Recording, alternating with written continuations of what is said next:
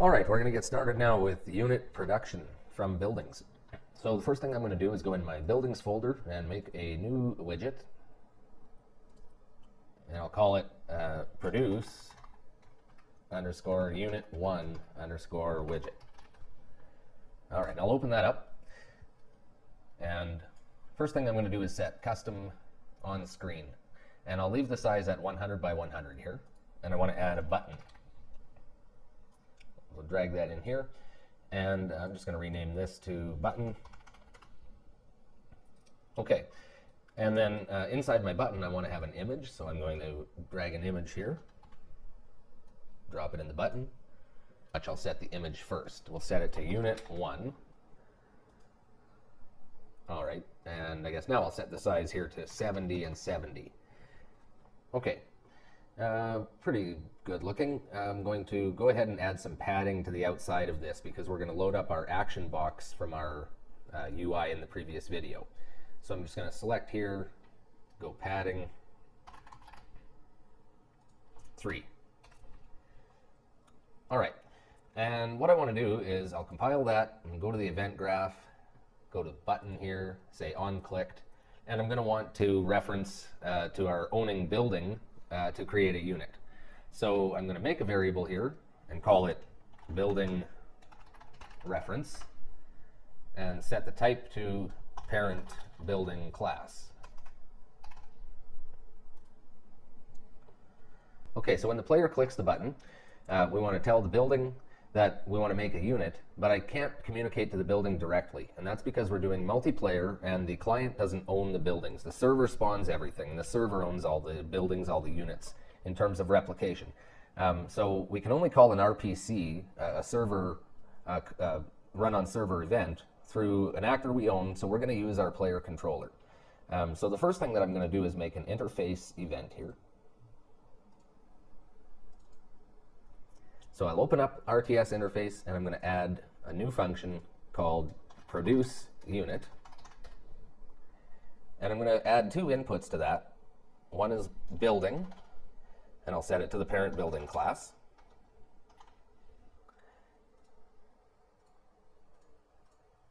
And the other one is unit, and I want to set that to the parent unit class, but I want to use a class reference. We're not going to send an actual object reference here. We're just going to pass a reference to which class it is.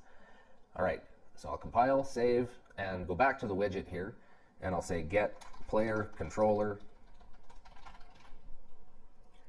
and I'll call that event produce unit. All right, and so for the building here, it's Boolean, that's not right. It's supposed to be parent building class. I don't think that worked the first time. Okay, we'll recompile this. Refresh, I should say, refresh node. Okay, and I can pipe in the building reference here for the building. And for the class, we'll set unit style 1. All right, so that's pretty much it for the produce unit widget. And we'll produce unit 1. What we'll do is just duplicate that and use that for our second unit, our unit style 2. I'm just going to rename this one here produce unit 2 widget. And I'll open that up, and all I have to do is change the image here. I'll select unit 2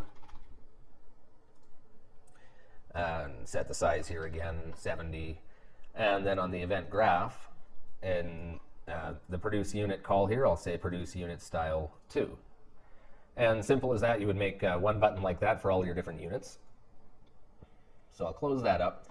And the next thing I want to do is look at loading up that action box from the last video with the buttons for the units that we're able to produce from the building. So I'm going to go and open my building parent unit class. And I want to add a variable here called action box buttons. And the type is going to be user widget. And it's going to be an array. And I'll compile that, and what I want to do here is go back to the event graph, and on the begin play here where we create the building selected widget, I'm just going to extend that And after that, we're going to grab our action box button array. That was supposed to have an S on it here, action box buttons. All right, and we'll say 4 each. So we're going to iterate through anything we've put in this array, and what I want to do is basically add those to our wrap box that we put into our building selected widget. So I'm going to take the building selected widget reference and get the action box. That's what we called our wrap box, and add child to wrap box. All right, and so I just need to then plug in the array element here, and we'll add all of the items in the action box buttons array to our box. So now we need to load up that array, and where we're going to do that is in the actual child instance of our blueprint here for the building. So I'll close this and open up first building. So each individual building you would set specific units that building can produce, and we'll do this on the begin play here. I'll just delete this stuff. And so before the parent begin play, which we just set up there, we want to load up the get action box buttons array here.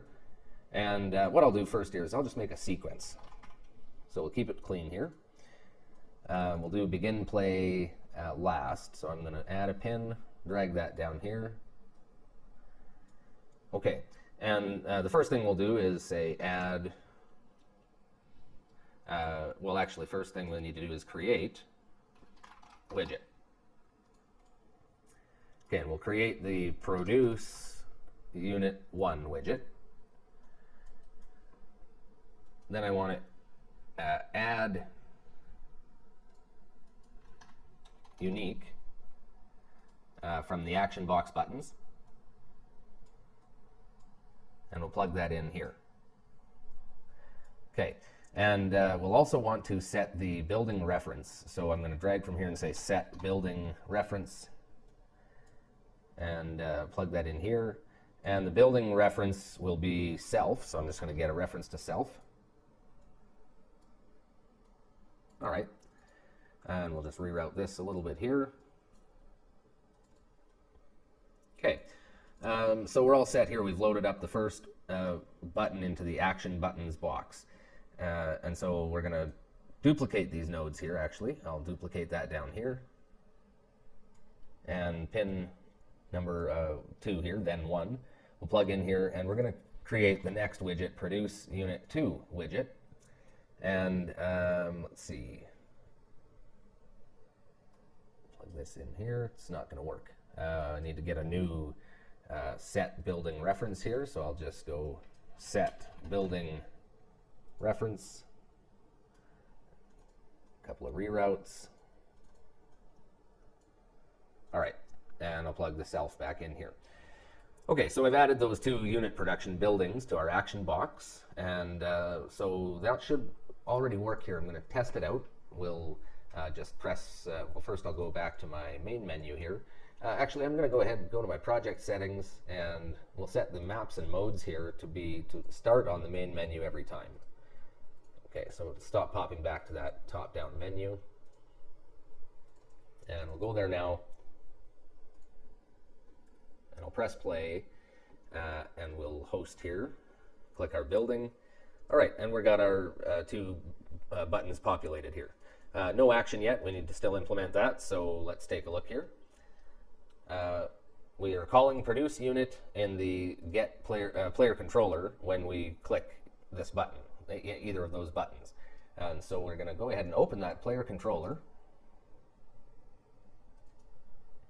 And I'll go back to the event graph here, and I need to find a new empty area on the graph, and I'll make the event produce unit. So we're going to do that pass through that I was talking about earlier to get the server RPC call. And so what I can do here is right click and say custom event server add unit to queue, and over here I'll say run on server, and I also want to add 2 inputs. We're going to get the building that we want to talk to, That'll be a parent building class. And we want to get the unit, and that's going to be a parent unit class reference. Oops. All right. And so now what I can do is just call this event from right here. We'll say server add unit to queue. And we'll plug in the building, plug in the unit. And now we're making a server call to do this action. And what we want to do is we want to have the server ask the building to produce this unit. So I'm going to go to the parent building class. And in the parent building class, we need to add a function here. I'm going to say custom event, add unit to queue. And we'll add one input here. That'll be called unit. And the type will be unit, parent unit class, and it's a class reference once again.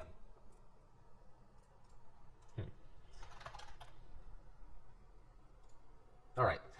And a very simple function here. What we want to do is actually just add this to an array of unit class, a parent unit class references.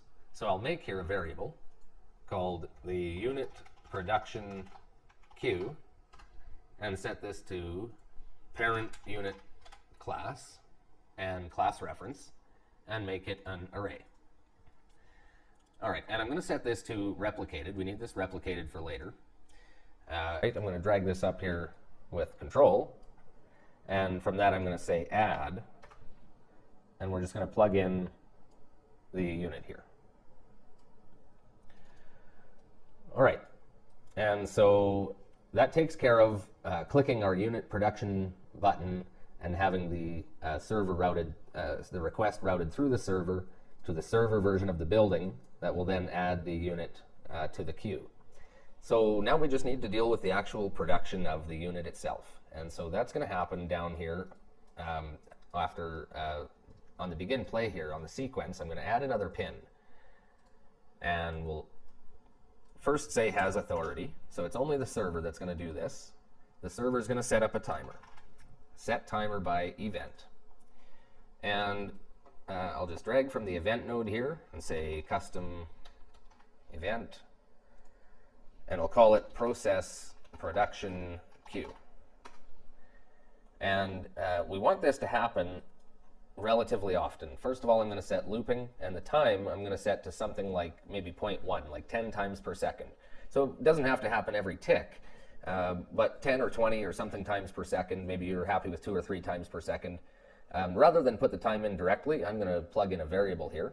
I'm going to just drag back from here and say promote to variable, and I'll call this the production timer granularity. So that's going to, basically it can affect how granular your production is just by changing this variable. And I'll start off by setting it to 0.1. All right. And so with that done, the first thing we're going to do when we process through the production queue here is we want to get our isProducingUnit variable and do a branch. We're going to see if we're producing a unit or not, and if we'll start with false. If we're not producing a unit, we want to check the unit production queue. I'll grab that here and say get and say length. And I want to see if the length is greater than 0. And if the length is greater than 0, that means that there's an item in the production queue. And so if there is, oops, this is supposed to be from the false pin. Okay, if we're not producing a unit, we check the queue. And if there is, then we're going to get that item. I'll just duplicate this here and say get. We'll get the first element of the array. And we'll save that here by saying promote to variable. And I'll call this the unit being produced. And we'll plug in the true node here.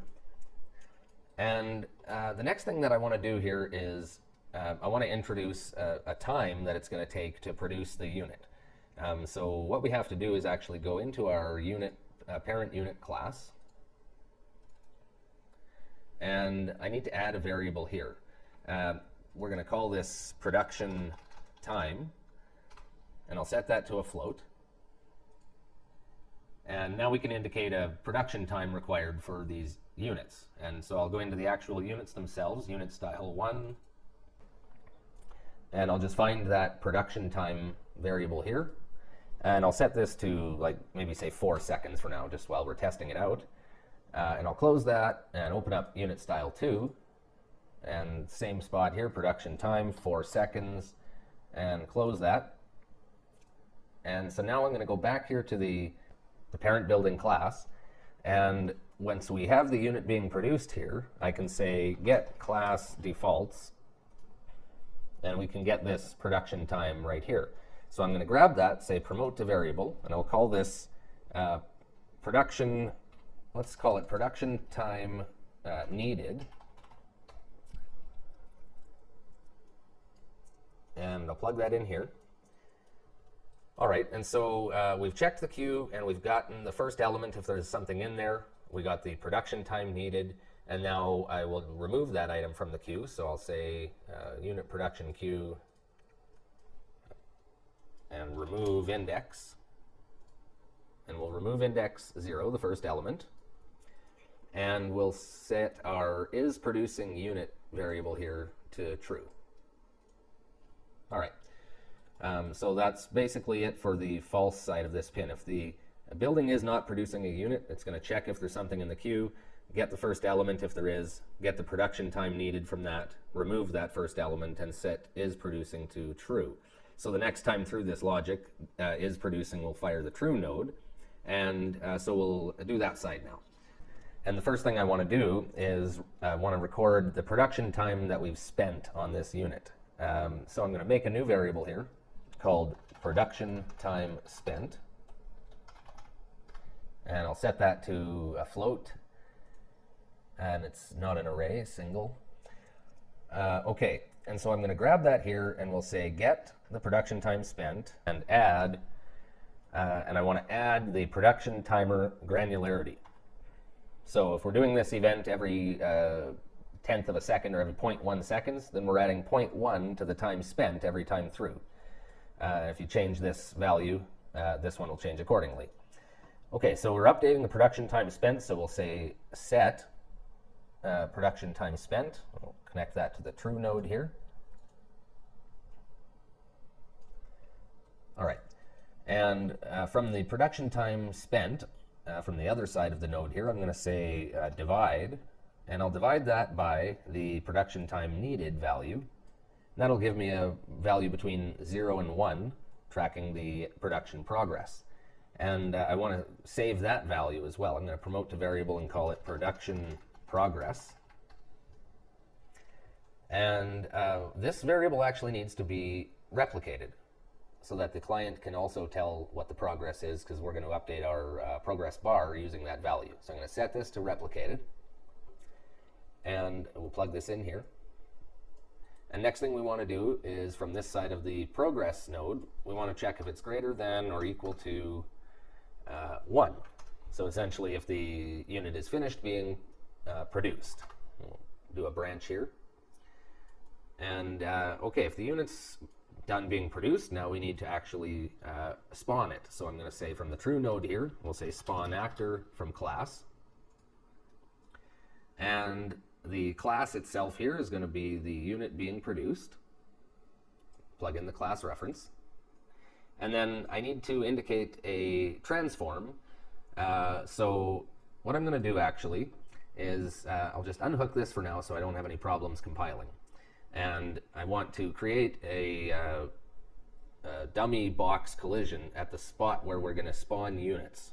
So I don't want to spawn the unit just right on top of the building itself. We need to somehow indicate a spot or a location to spawn them. So I'm going to go to my component list here. I'm going to add box collision. And I'm just going to call this a unit spawn point. And I can size it down a bit here. I'll change the scale to 0.2 in all the axes. And what I want to do is go into my first building child blueprint, my instance of the parent building class. And I'll go to the viewport here, and let's see. First, I've got to compile the parent building class, go back to the first building here, and there's unit spawn point. Okay, so we're inheriting this unit spawn point box collision here from the parent now, and we can set it to the appropriate spot in any of our child blueprints for all of our buildings. So I've just dragged this outside of the building, outside of the cone here a little bit, and that's going to be the spot that we're going to indicate where we want to spawn a unit.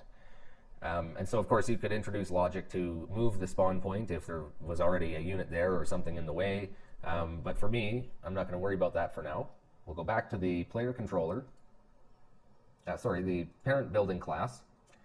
All right, and what I'll do here is I'm going to split this pin. I don't want to plug in the whole transform for that cube. I just want to plug in its location. We'll leave the rotation and the scale alone. So I'll grab unit spawn point, get world location, and we'll plug that in here. All right, and then since we're not worrying about moving the spawn point at all with collision, we'll do here is say collision handling, and we'll say try to adjust location, but always spawn. And now it'll just spawn units around the spawn point if it's already occupied by another unit. Okay, next thing I need to do here, I'll plug back in the execution node. And I want to also plug in our team number and team color when we spawn this unit, and we can drag those from over here, get the team number, and get the team color, and we'll plug those in. And after we've spawned our unit here, we want to reset the whole process of production here again, so I'm going to grab my production progress with Alt here, and we'll set that to 0. And I also want to grab the production time spent, reset that to 0. And I'm going to grab unit being produced. We'll reset this to null. And is producing unit, we're going to set that to false. All right, and that's it. Basically, once we set that to false, the next run through this logic will come through this false pin and check if there's any other units in the production queue and load it up if there is, and on we go. I just need to do another couple of things here. We'll go back first to the player controller, and we have this pass-through function we started making here, and we've got server add unit to queue, and we need to call from the building here add unit to queue and pipe in the unit. So that's the function that we made here where it adds the unit that we pipe in to the unit production queue array. All right, so that basically covers the pass-through event here. And the last thing we need to do is just look at the widget for our building selected widget here again. And for the picture here and these other 3 pictures and the progress bar, we want to now bind these to values that we're going to get from our building. Okay, I'll start with the image here. I'm going to go to bind on brush here. And what I want to do is get the building reference. And I'm going to say get unit being produced. And from that I'm going to call is valid class. So we'll see if this is loaded up to a value or if it's null. And if it is loaded up with a value, then we can get, I'll split this pin here for the brush, and we can get our class defaults from here and get our 2D image for that class. Okay, and that's pretty much it for the binding here. So I'm going to compile and go back to the designer, and now I'll do the progress bar here.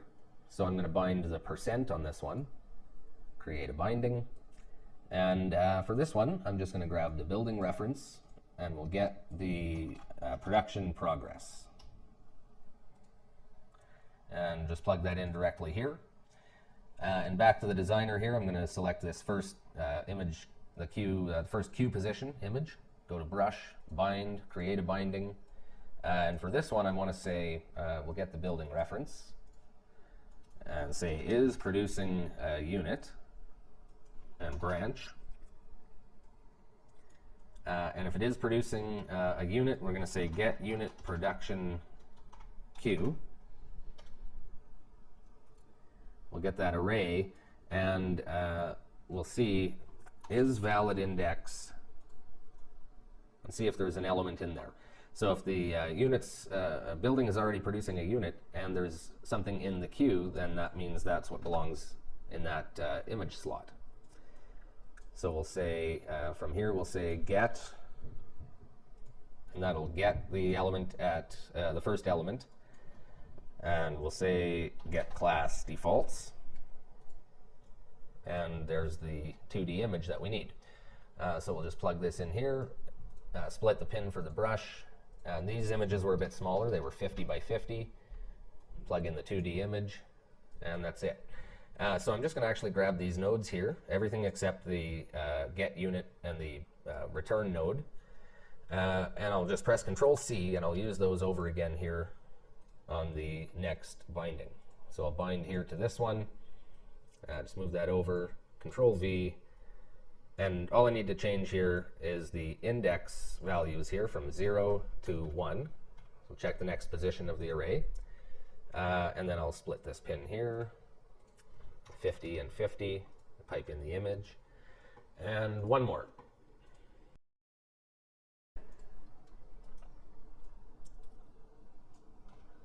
All right, I'll paste that again.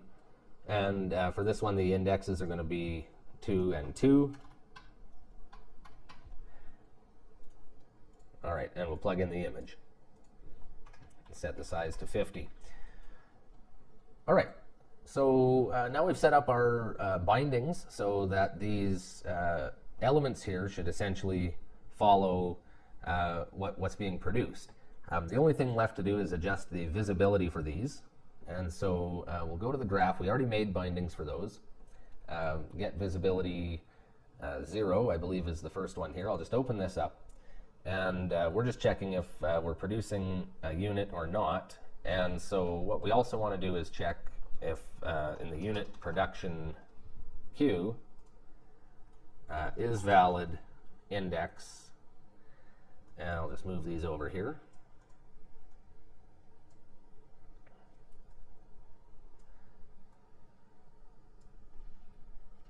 And we'll use an AND node here, and we'll see if both of these are true. So if we're producing a unit and there's a unit in the queue, then we'll show the plus sign. All right, and I'm just going to actually grab these and Control-C, because I'll use those a couple more times here. I'm going to open the visibility for unit production image 2. Move these over here and paste these here. And for this one, we want to see, let's plug that in here. We want to see if the index number 1 is valid, and we'll show that second box. Or actually, no, sorry, this is the first box, image number 2. So image 1 is the main image, and then 2 and, or sorry, no, let's see, unit production image. Okay, this is the main image. 1, 2, and 3 are the queue images. Okay, so this is actually supposed to be number 1, that's correct. And I'll open up this one.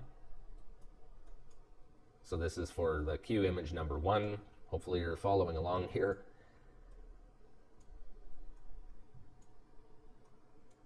Okay, and for this one, we want to set the index to 0. And then for production image 3 here, drag these over here. Oops. Paste again, and plug those in, and for this one the index is going to be 2. All right, so let's give it a whirl here and see what we've got going on. I'm going to go ahead and host with this window, click on our building here, create some units. Okay, so far so good. I'm able to create units here and pop extra units out into the queue, or from the queue here. We'll move these around, and this seems to be working. Let's go ahead and Alt-Tab and join as a client, and I'll try the same thing here. Produce some units. All right, not bad. Working mostly as expected, except for this image here. And so My guess is that we didn't replicate the unit being produced variable. So I'll just go check that out quick here. And that was in the parent building class, unit being produced. Right, replication needs to be replicated, and we'll just go back and try that again here. Play, and we'll host up here, and I'll join here, and we'll try to produce these units again. All right, now we're getting the picture as expected. All right, so this is pretty much it. We've got our functionality set up here. The units are being produced from the buildings. All right, so thanks for watching, and we'll see you in the next episode.